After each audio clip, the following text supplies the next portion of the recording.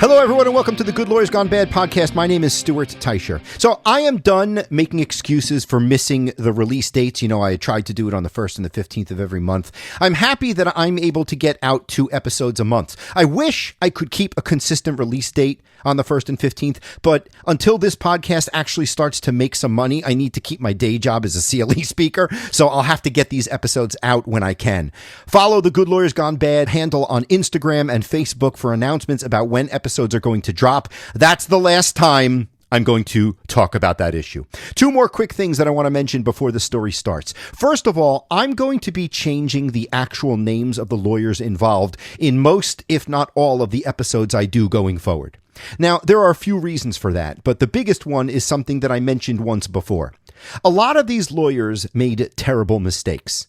Some are remorseful about what they've done, and they want to turn over a new leaf, and I don't want to make it more difficult for them to do that. So I'm just not going to use the real names for many of the lawyers going forward. Of course, when there are celebrities involved, like Rudy Giuliani or Michael Avenatti, I'll use their real names. But for the non-celebrity lawyers who are Good Lawyers Gone Bad, I'm going to change their names. The second thing I want to mention is that some parts of the stories are fictionalized. And I mentioned this once before, too, and this is the last time I'm going to talk about this topic as well. What I mean by that is I read a ton of court transcripts, and I find a lot of documents that have the actual dialogue that's spoken by the people involved in these stories. And I also research how these things are done and who did what and when. But sometimes there isn't information about an actual conversation, so I make up the language for the sake of the story. But like in this episode, when you hear some stuff about smuggling and the way they manufacture certain things, the characters that I portray in those scenes are fictional, but the things they go through are exactly what the research shows happened in what you'll see is the drug industry. Anyway, there are my disclaimers, and that's all I have to say about that. If you like this program, please go give us 5 stars on whatever podcast platform you use. A bunch of you have already done so, and I appreciate it so much. And for those of you who have actually written reviews, I read them, and I am just thrilled that you took the time to do so. Thanks for listening, everyone, and enjoy today's episode.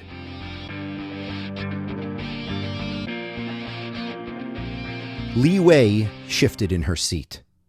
An economy seat on an airline was uncomfortable on short flights, but it was almost unbearable on a 13-hour flight from China to the United States. And it's even worse when you're worrying for that entire 13-hour flight. Of course, worrying probably wouldn't accurately describe Li Wei's state of mind. She was terrified. And that nightmare she was living started way back in Shanghai. Li Wei attended a university social where she met a pleasant, handsome young man that was around her age. They hit it off almost immediately, and it wasn't long before the two had a budding relationship. As that relationship deepened, Li took a step that seemed natural. She brought the man to meet her family. But a few days after that meeting, Li Wei would learn that she had made a terrible mistake. It became crystal clear when the man she thought was her boyfriend showed up at her apartment with a knife. He threw Li against the couch and pressed the blade of the knife against her throat. That's when he explained that he wasn't a fellow college student searching for a woman to have a romantic relationship with. He was a member of a criminal syndicate who was on the hunt for young women who could be forced into being drug mules. The man told her that his cartel smuggled drugs into the United States and that Li would be the person who would accompany an upcoming shipment. Oh, and there was no use in resisting or trying to refuse. If she didn't do it, he would torture and kill all those wonderful family members he just met.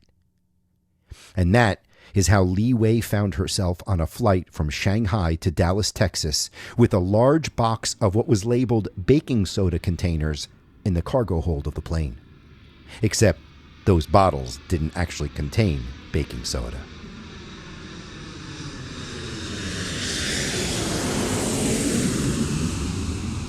As the plane made its descent into Dallas, she wondered when would the American authorities figure all this out and arrest her. Someone must have detected the drugs in the box when she checked it in at the airport. The plane landed and taxied to the gate.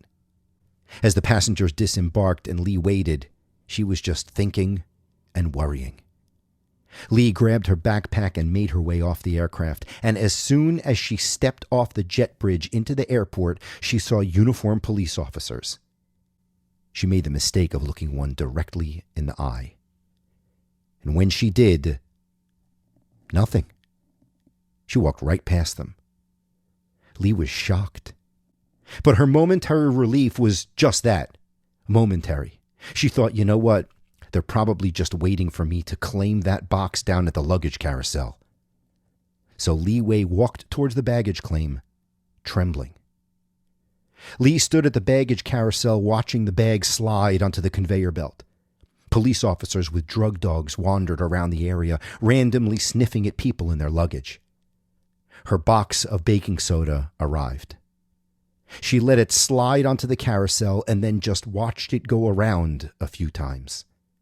She was dreading taking that box off the carousel. But she had no choice. Lee grabbed the box and put it on her cart. Just as she did so, a police officer with a drug dog walked by. The dog sniffed at Lee's pants. It sniffed at her backpack, and then it started sniffing all around the box. Lee's eyes started to well up with tears, and then, before the first tear could stream down her face, the dog just moved on to sniff another passenger. Once again, Lee was in shock. She stood next to the baggage carousel motionless. How the hell did that dog not pick up anything, she said. Lee snapped herself out of the trance and walked through the airport, dumbfounded. Lee started to weep as the feelings of confusion and relief rushed through her body. She took the slip of paper out of her purse that contained the address the cartel had provided. Lee walked to the taxi stand, put the box of baking soda containers in the trunk, handed the paper with the address to the driver, and then she got into the backseat of the taxi and sat in the fetal position the entire trip. Francine Napoli was drunk as hell. Again. And once again, her husband was drunk as hell too. And you know what that meant, right? It meant that the couple was going at it. Again. Francine and her husband knew that they shouldn't be fighting in front of the kids, but seriously, at this point, what was the difference? It had been going on for years, and their two boys were already teenagers. But this time, the fight was not just a family affair, it was a community spectacle. The couple was fighting at a picnic with a whole lot of other people watching. Francine's friends, they weren't surprised. They'd watched her descend into the pit of substance abuse, and at least to her closest friends, this sort of behavior wasn't anything new. Francine Napoli had been fighting the substance abuse demon for years, and this was just the latest bout. Francine Napoli's entire life seemed to be a struggle recently. Her work life was a headache, and her personal life was a heartache. Fran was a lawyer in Rhode Island and Massachusetts, and most of the work she did was helping desperate people in desperate situations. Fran spent a lot of time in the probate court in Boston working with indigent women and their children. That sort of work has its positives and its negatives. On the positive side, it's professionally rewarding to help people in those situations. But the dark side is that it's emotionally taxing. That's why there's a good chance that Fran Napoli was suffering from a malady called compassion fatigue. Compassion fatigue is a form of emotional and physical exhaustion that occurs when a person who is in a caregiving mode or a helping profession, when that person becomes overwhelmed by repeated exposure to other people's suffering. It's not burnout. That comes from workplace stress and overwork. Compassion fatigue specifically results from the emotional toll of constantly empathizing with another person's pain. You see it a lot with therapists, social workers, first responders, and lawyers. And people like Fran Napoli, whose entire practice was about helping people in vulnerable situations, that made her more susceptible to compassion fatigue. She spent 20 years trying to give a voice to the voiceless, and that sort of work probably wasn't the best choice for someone with her background. As a youngster, Fran was a talented athlete who came from a loving home. But in high school, she was sexually abused by one of her brother's friends, and that sent her into a personal tailspin. she started to drink. When she got to college, she graduated from drinking to drugs. And when she was done with school, her life became a nonstop cycle of abusing substances, going to rehab, getting clean, and relapsing. It was rinse and repeat for years. Sometime during that cycle, Fran found a way to become a lawyer, get married, and have 2 sons. But life in the Napoli household would not be Ozzie and Harriet. Both Fran and her husband were substance abusers, and when you put 2 substance abusers under one roof, you get a house of horrors. The 2 fought all the time and had an otherwise tumultuous relationship for years. But their acrimonious relationship was largely kept under wraps. Like a lot of crafty substance abusers, they were able to keep up appearances. So to almost everyone, except for a handful of close friends, they looked like a happy family. Until that picnic in the summer of 2023. Francine and her husband were in an intense, loud argument, and everybody was watching. It was the type of argument where, when you're looking at it, you know you should turn away, but you just can't. There was a level of fury that made you think, is this really happening? And it was. And the shouting didn't end until Francine's husband called her a whore and a fucking drug addict in front of everyone at the gathering, including their children.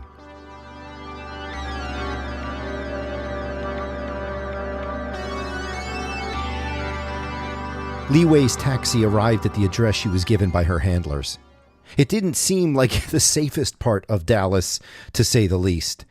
That's probably why the driver pulled to the side, ushered Lee out of the cab, quickly helped her remove the large box of baking soda containers from the trunk, and sped off. Lee Wei stood on the side of the street of a foreign land in a seedy neighborhood with a box of drugs that was too heavy for her to lift. But Lee didn't have to stand there for very long. Whomever she was delivering the box to was waiting for her and apparently watching. As soon as the cab drove away, a bunch of men emerged from an adjacent nondescript building. They took the box, grabbed Lee by the arm, and led her into the building. There, Lee was fed, allowed to use the toilet, and ushered immediately back to the airport where she was put on the next flight back to Shanghai. As Lee Wei sat in her seat beginning the grueling ride home, she realized that her success meant one thing. This would not be the last time she would be forced to make this trip. Lee Wei cried the entire 13-hour flight back to China.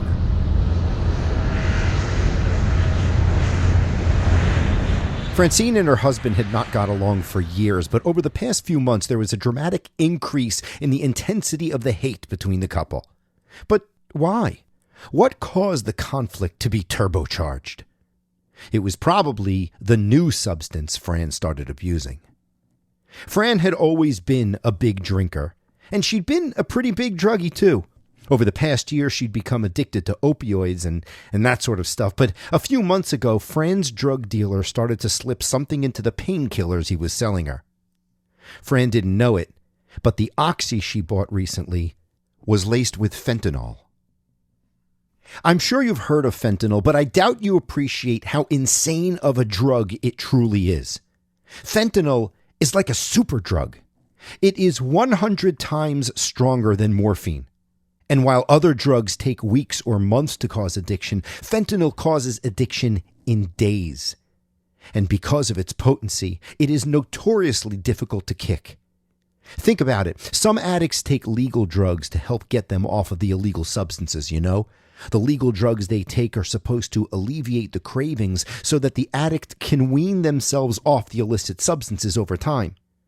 But fentanyl is so strong that those legal bridge drugs aren't strong enough to do the trick.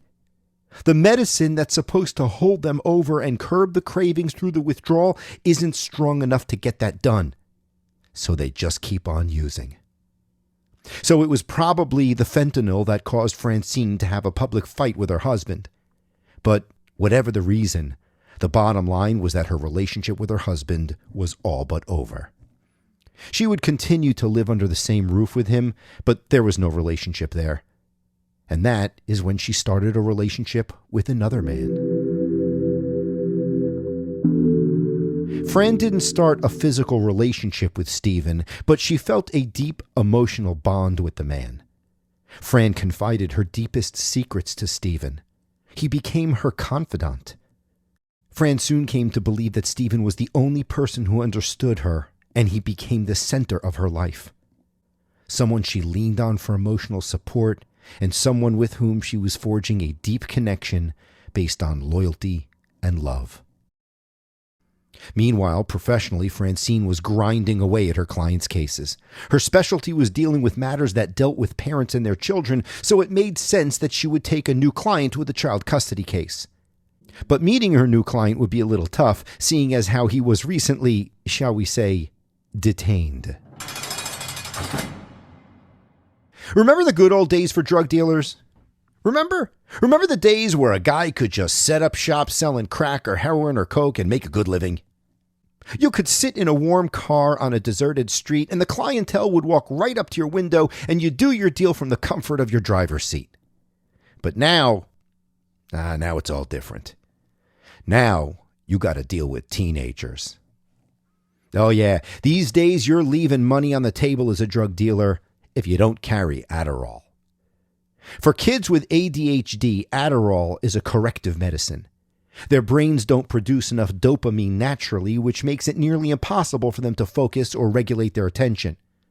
Adderall brings them up to baseline, normal function. As for students without ADHD, Adderall doesn't normalize, it supercharges. Pop an Adderall and you can power through 8 hours of studying without distraction. You can write an entire paper in one sitting. You can even pull an all-nighter without feeling tired. It's like academic steroids. It's performance-enhancing drugs for students. A lot of people say, oh, come on, this is nothing new. When I was a kid, students did the same thing, except back then they used speed. You're right about that. But here's how I describe the difference between the two. Speed keeps you awake. You don't need to sleep, and you can study all night. Speed turns you into Dracula. Adderall turns you into the Terminator. You don't just stay awake. You're laser-focused, hyper-intelligent, and unstoppable until the mission is complete. If you wanted Adderall in Rhode Island, then the guy you went to was Hawker. Known primarily by his last name, everyone knew Hawker. Everyone, including the police. And the police didn't just know him, they were watching him. Between 2022 and 23, the feds had their eyes on Hawker. They knew he peddled a ton of Adderall in addition to all of the other profitable products, and eventually the cops busted him. Hawker was arrested, indicted for drugs and weapons offenses by a federal grand jury, and thrown into prison at the Wyatt Detention Facility in Rhode Island. Being thrown into prison might seem like a problem for a drug dealer. I mean, your existing client base is on the outside, right? But the truth is, prison doesn't end a drug dealer's career. It just changes the marketplace. For a seasoned dealer, lockup can be a huge business opportunity. On the outside, competition is fierce, territories overlap, and law enforcement is everywhere. But inside? Inside, you've got a captive customer base with no other options. You can offer inflated prices, and you have a desperate clientele willing to trade anything to get high. So, Hawker was getting ready to set up shop in what was likely to be his new home for the next several years. But developing that infrastructure for his drug business would have to wait. Hawker first needed to deal with some legal issues, and one of those cases was a child custody matter. And for that, he'd need to get in touch with his lawyer, Francine Napoli.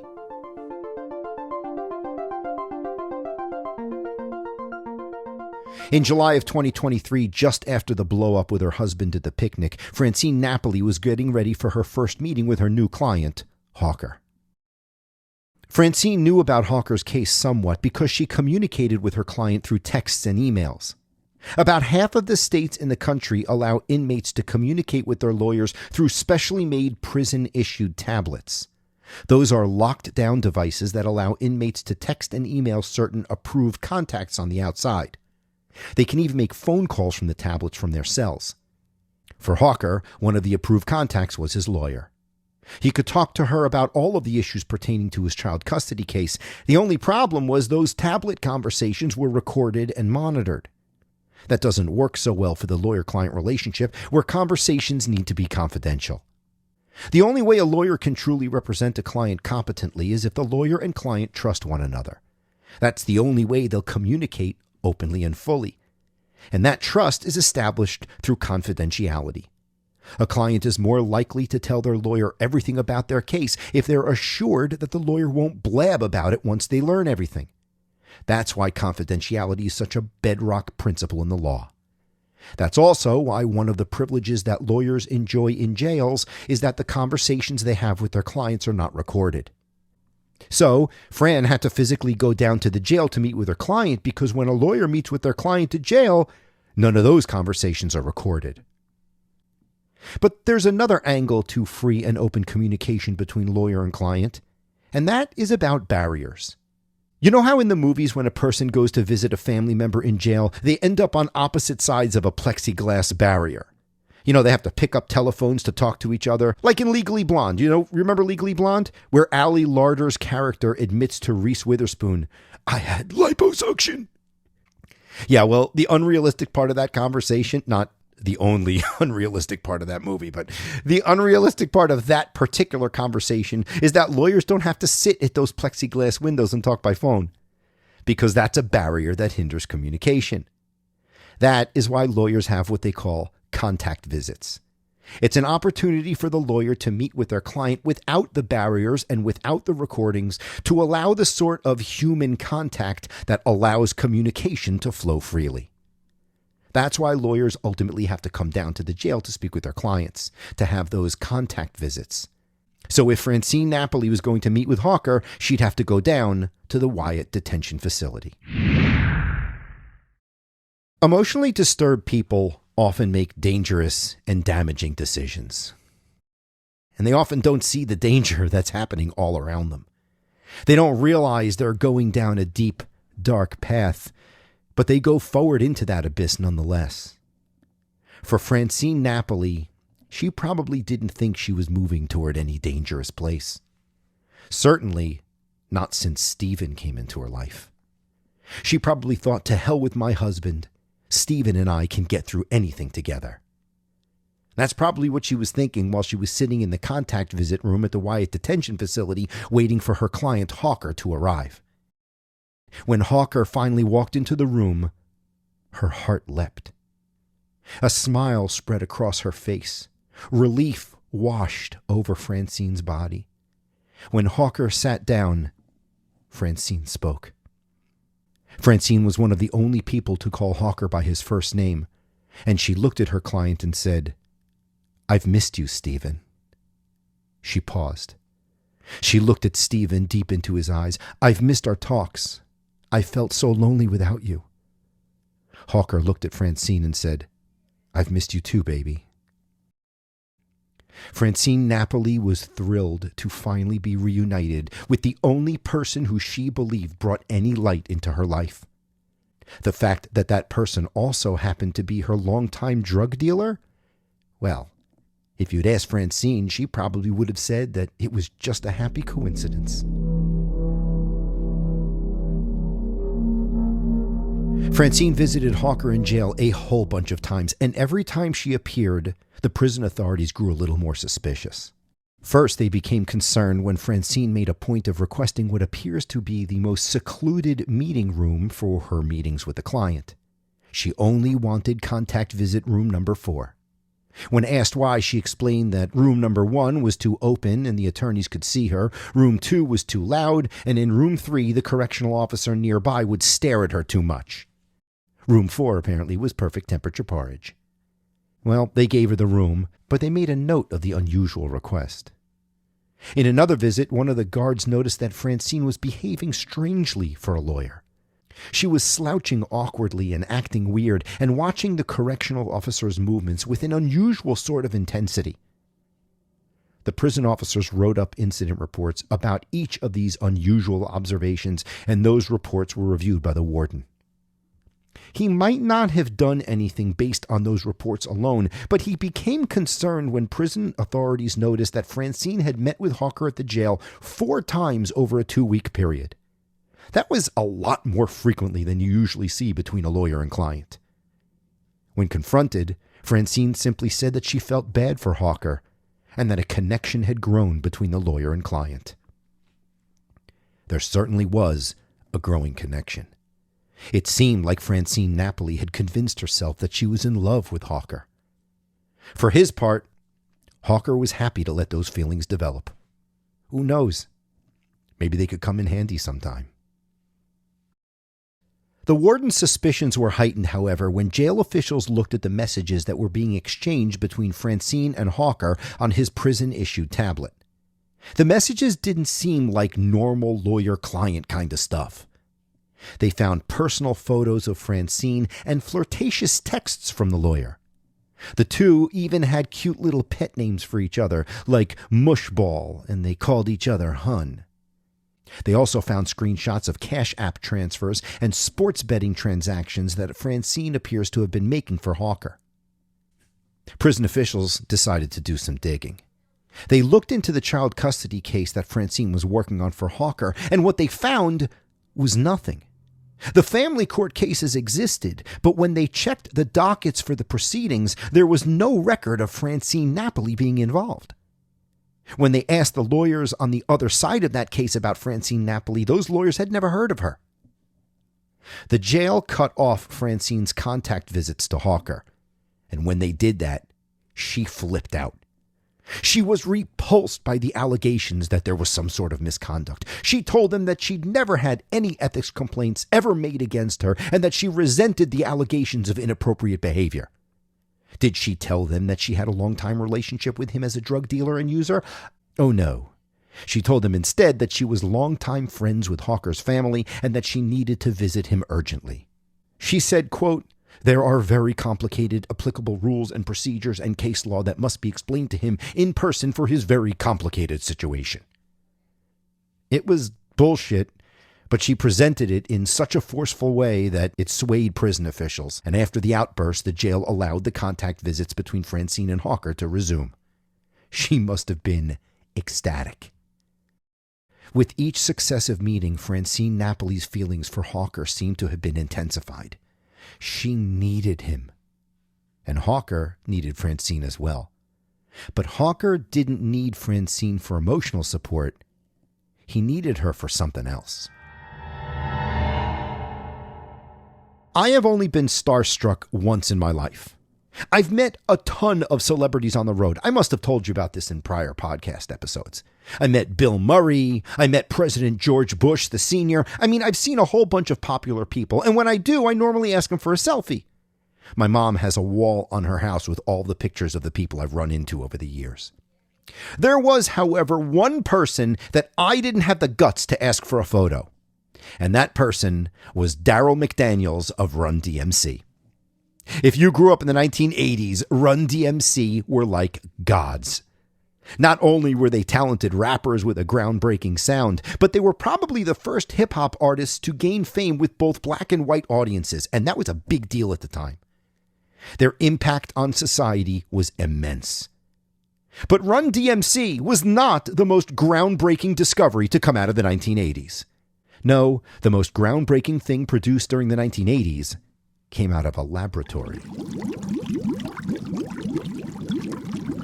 Alan Howlett was a scientist at St. Louis University.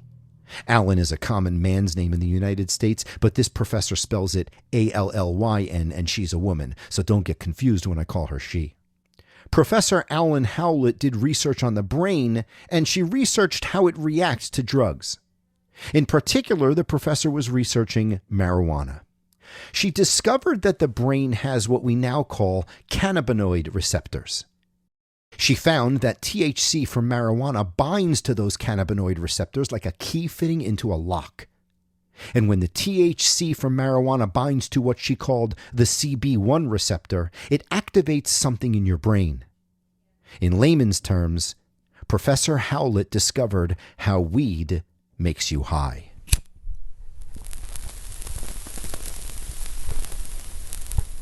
A few years later, an organic chemistry professor at Clemson University in Alabama would build on that research. Professor John W. Huffman realized that, in addition to getting pot smokers high, the CB1 receptor activated all sorts of feelings in the human body, things like appetite, pain, and even sleep. Well, being a naturally curious researcher, Huffman wanted to learn more about the CB1 receptor. How did it work? What activated it? So, Huffman spent time creating new chemical compounds that would trigger the receptor, and then he studied how the brain reacted to those compounds. He created about 300 different chemical compounds during his years at Clemson and published all about them in scientific journals. In 2008, Professor Huffman got a strange phone call. It was a blogger from Germany. The blogger asked the professor a question that he surely did not see coming.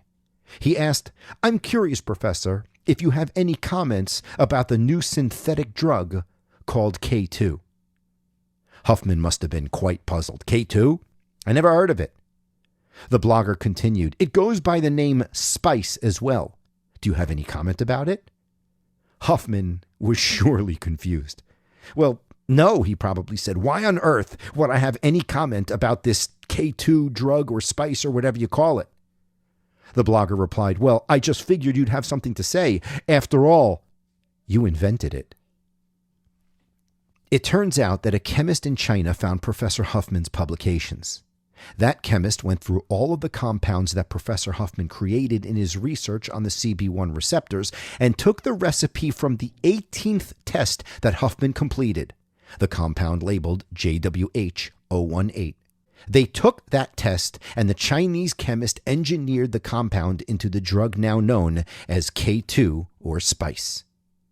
K2 is a synthetic drug that mimics the psychoactive ingredient in marijuana. It's basically weed made in a laboratory instead of being grown in the ground. K2 looks like white powder. And if some K2 was made, say, in Shanghai, China, and it was put into containers that might be labeled, baking soda, well, a person at an airport's customs office who looked at that powder in that container might not know that the substance wasn't really baking soda. But a drug dog would. That's right. Drug dogs are trained to recognize the chemical compound that forms the active ingredient in the drug K2. But those drugs are trained to recognize a specific compound. So they would be able to detect, for instance, compound number JWH-018. But since those drugs are synthetic and made in a lab, they can also be reformulated in a lab. So all the chemists need to do is change the compound slightly, and that new compound will go undetected by drug dogs. Today, there are something like 500 variations of the K2 compound. And that is how Li Wei flew on a plane from Shanghai, got off in Dallas, Texas, and walked through the airport carrying millions of dollars worth of drugs in baking soda containers. Why did Li Wei bring that box of drugs to Dallas? Because that's where the most notorious K2 importers operated. Over the years, the biggest K2 importer was a Chinese criminal who set up shop in Dallas, Texas, and Tampa, Florida. In nondescript buildings in those two cities, members of the cartel would take that K2 in powder form, dissolve it into a solvent, and then spray that solution on dried plant substances like tea leaves or grape leaves. It didn't matter what type of plant, really, because the dried leaf was just a vehicle to get the synthetic drug into a joint so that it could be smoked. The product was then shipped from Dallas and Tampa and distributed throughout the United States.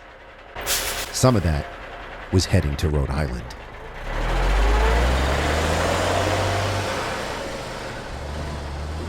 Hawker's job was selling drugs, and being in jail was no reason to stop. In fact, there was every reason to continue since most of his fellow inmates were customers. And K2 would sell like hotcakes in jail. The obstacle was getting it in. Hawker couldn't bring in the drug-sprayed tea leaves or grape leaves because they clearly look like drugs. He also couldn't bring it in baking soda containers with white powder because that looks like drugs too. Hawker had to find some other way to smuggle the K2 in the facility, some other way that would not alert the authorities who were on the lookout for drugs being smuggled into a prison. So Hawker decided to use another tactic that the K2 smugglers developed. Instead of spraying the drug onto dried leaves, the synthetic cannabinoid was dissolved into acetone, which created a slightly cloudy liquid. Then they soaked paper in the solution. Regular paper, like copy paper. They soaked copy paper in the solution until it was completely saturated, and then they left the paper out to dry. Once dried, the paper looks almost normal, though it might be slightly discolored or feel just a bit thicker than a regular piece of paper. But there's very little chance that anyone would notice that the paper was tampered with. Once the paper is smuggled into the prison, inmates roll up the paper and smoke it. They could also tear the paper into small pieces, sometimes as small as a postage stamp, and just take that little piece of paper and put it under their tongue to absorb the drug. A single sheet of paper can be worth $4,000 behind bars. Individual 1-inch squares could sell for up to $500 a piece. And the beauty of it is how easily it could be smuggled into jail. The drugs could be brought into the prison disguised as a greeting card or a child's drawing or a legal document. A legal document that a lawyer might bring in with her when she went into the jail to meet with her client. Her boyfriend client, who she gets to meet in a room where their discussions are not recorded. Stephen Hawker was ready to make use of the emotional relationship he developed with Francine Napoli. Hawker was going to use Francine to smuggle K2 into the jail. Hawker made an arrangement with a fellow inmate named David. David had a girlfriend named Tammy on the outside. The inmates sent Tammy cash through Apple Pay and had her buy several sheets of paper laced with K2. To disguise them, a whole bunch of legal text about capital punishment was typed on those pages. The plan was for Tammy to meet Francine and give her the drug-laced paper. Francine would mix those sheets in with her legal documents and smuggle them into the jail during her contact visit with Hawker. Hawker gave Tammy Francine's phone number and told her to arrange the handoff.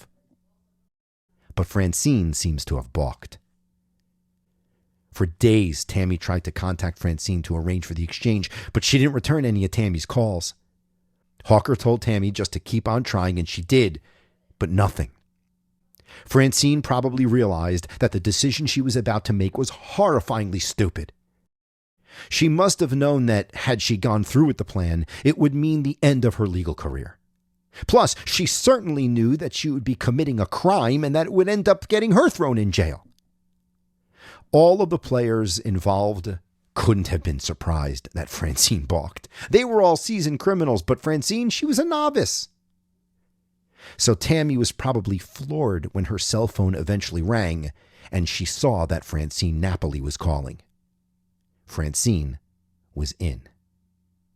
Tammy arranged to meet Francine on a side street near the Wyatt detention facility. Tammy would hand Francine a file folder containing the drug papers, and then Francine would take them into the jail. On December 1st, 2023, at about 4 p.m., Tammy pulled up in her silver sedan with darkly tinted windows, and she parked on a side street next to the jail. She waited for Francine. But Francine didn't show. Tammy texted her boyfriend David inside the jail. She told him that Francine wasn't there. Well, it seems that Francine got lost. Fran texted Hawker through his prison tablet explaining that there was a problem. She told him that she couldn't locate Tammy. "Maybe I got the number wrong," she wrote. Hawker said, "You have the right number. Try again." Hawker talked to his inmate friend David to confirm that Tammy was there. She was. Hawker texted Francine and confirmed, "Tammy is waiting for you." He started to get aggravated and started calling Francine obscene names. Francine must have gotten flustered. Meanwhile, Tammy was getting antsy. Who could blame her? She's sitting in a car next door to a prison, waiting to make a drug exchange with a lawyer that she never met. Tammy called her boyfriend David in the jail, and you could just tell that she was at her wit's end. Finally, Tammy said to him, Wait, hang on. Another call is coming through." She looked at her caller ID. "It's her." After a brief silence, Tammy got back on the line and said to David, "Francine just got off the exit. She should be here in 5 or 6 minutes." David stayed on the phone with his girlfriend. A few minutes later, a white SUV pulled onto the side street and parked 2 spaces in front of Tammy's car. Tammy got out of the car and walked to the SUV. David was on the phone listening to everything. He could hear Tammy and Francine talk to each other a little. Tammy stuck her head into the passenger side window of the car and handed Francine a folder with the papers, and then Tammy went back to her car and drove away. Francine Napoli sat in the driver's seat of her SUV, holding a folder full of contraband. She knew what she had to do, just as Stephen had instructed.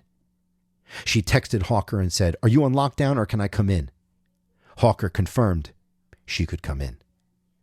Francine got out of her car and walked into the jail. She was holding a black bag containing all of her papers. She walked toward the metal detectors where the correctional facility officer inspected her belongings like usual. He looked at her person and went through her bag. And then he inspected her file. When the officer pulled the papers out of the file, however, he noticed something off in the consistency of some of the pages. Some had a rippled sort of consistency, the way a paper gets when it was once wet but then dried. The sheets also seemed to be a little thicker than normal paper. He rubbed them with his fingers, and they looked slightly discolored. The guard put the paper up to his nose and sniffed it a little bit. It seemed off. He showed it to one of his colleagues, who seemed to agree. The guard started to feel a little woozy. He went through the file a little bit more and found a total of 10 pages that looked like they'd been tampered with. They showed it to their supervisor. The initial guard who handled the paper now started to feel sick. The officers questioned Francine about where she got those particular pages, and she said, "I picked up those sheets from my printer and just brought them here."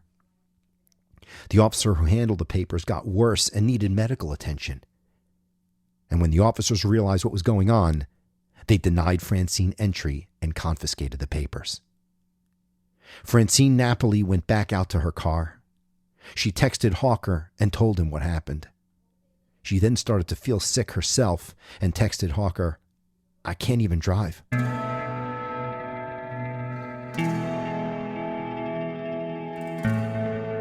Francine Napoli made it home. Over the next few weeks, she sent the strangest text messages to Hawker in jail. The extent of her emotional imbalance was in full bloom. She talked about her upcoming birthday party. She joked about the paper she tried to smuggle into the jail, and she wondered whether the jail would let her resume contact visits soon.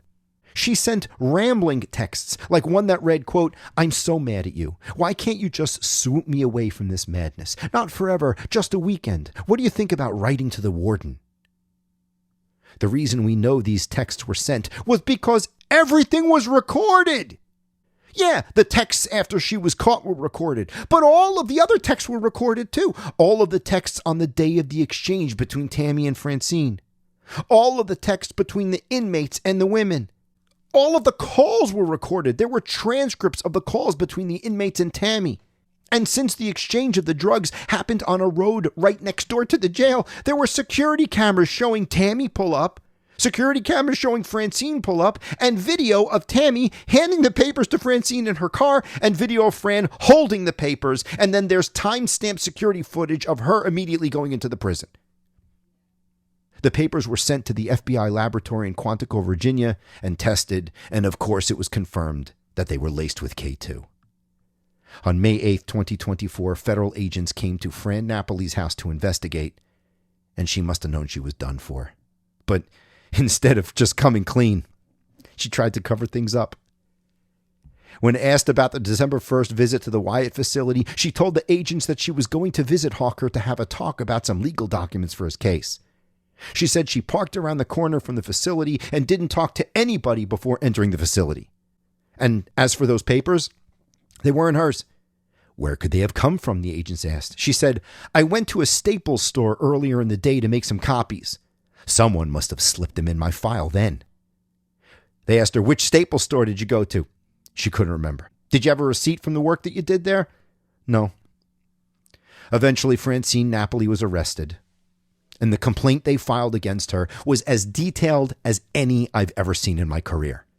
There were statements from the cops, quotes from the recorded calls, charts with text message after text message, verbatim, all printed out on the page, and screenshots of photos from security camera footage. It was just incredible. Francine Napoli pled guilty to possession with intent to distribute a controlled substance, conspiracy to distribute a controlled substance, and providing a prohibited object to an inmate. She received 6 months of home confinement with GPS monitoring, 3 years of probation, and 100 hours of community service. She was also disbarred from the practice of law. It's a cautionary tale about the dangerous mix of substance abuse, mental health, love, and desperation. It's a cocktail that leads people to engage in behavior that is sometimes absolutely mind-boggling. At her sentencing, Francine Napoli called the incident the best thing that ever happened to her. She was finally sober, and her life, it seems, is now heading in the right direction.